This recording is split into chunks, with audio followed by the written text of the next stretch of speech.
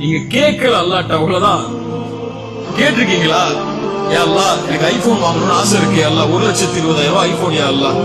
எத்தனை பேங்கா இறஞ்சு அந்த போன் வாங்குற சென்டருக்கு போனீங்கன்னா 4 பேர் உட்கார்ந்து இருப்பான் கடன் கொடுக்கறதுக்கு. அவன்கிட்ட போய் எனக்கு கிடைக்குமா, ஏன் கூட்டுக்கு என் பேலன்ஸ் கிடைக்குமா, என் பேலன்ஸ் கிடைக்குமான்னு கேட்டீங்கல்ல.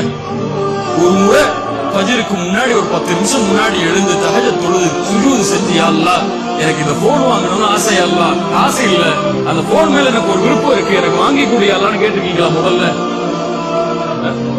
அவன் 4 கேள்வி கேட்பான்.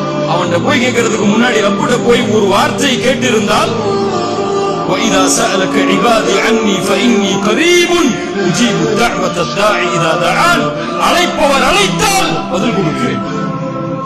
அல்லாஹ் கேட்டு கொடுக்காமல் இருப்பதில்லை. ஒன்று கொடுக்கவில்லை என்றால் நல்லது, அவ்வளவுதான்.